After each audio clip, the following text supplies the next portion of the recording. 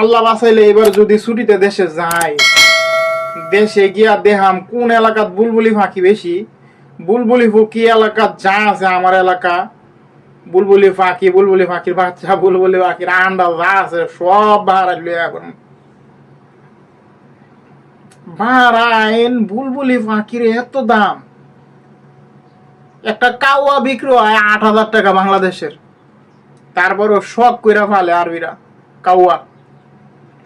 বুলবুলি ফাঁকি একটা বিক্রি হয় প্রায় 15,000, 18,000, 20,000 টাকা। আমি আপনাদের একটা জিনিস দেখাই, দেখেন। এই যে আমি অনলাইনে পাখি বিক্রি করি, আমাদের একটা অ্যাপস আছে। এই অ্যাপসটার ভিতরে গেলাম, এগুলো হচ্ছে আমার মেসেজ।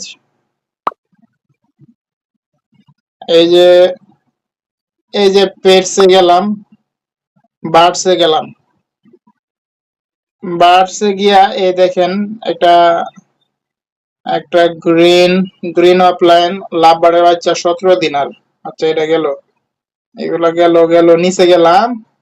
এই যে দেখেন মালটা ভাইলছি, এই যে বিএসডি মানে বাহারানি দিনার 40 দিনার, বুলবুল কাশ্মীরি। এটা তো কাশ্মীরি না, এটা অরিজিনাল পিওর। এই যে পুটকি লাল, এটা অরিজিনাল পিওর বাংলাদেশি বুলবুল। ঠিক আছে, এটার দাম 40 দিনার। বুলবুল বুলবুল পাখি 40 দিনার। এখন 40 দিনার বাংলাদেশের কত আসে দেখেন। 40 দিনার ক্যালকুলেটরে গেলাম, 40 × 325, 13,000 ইন্টু 0.025, 325। তার মানে 13,325 টাকা। 13,325 টাকা একটা বুলবুলির দাম।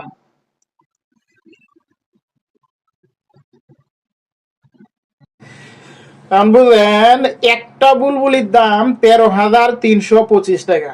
এখন যদি দুইটা বুলবুলি হইতো, মেল ফিমেল বা একটা জোড়া হইতো, জোড়া হইলে আরো বেশি দাম যদি ব্রিডিং করা যায়। তো একটা মেল ফিমেল বুলবুলির দাম হয়ে যাবে প্রায় 40,000 টাকার মতো, প্রায় 35-40,000 টাকা। বড় লোক হইলে কি বেশি দিন লাগবো? এইবার দেশে গিয়া যদি পাখি না আন, তাহলে আন্ডা হইলে লই আমু আয়না। এ দেশে আমার পাখি আছে, পাখি দিয়ে ব্রিড করবো। এটাই করা লাগবো, শর্টকাটে বড় লোক আর বুদ্ধি।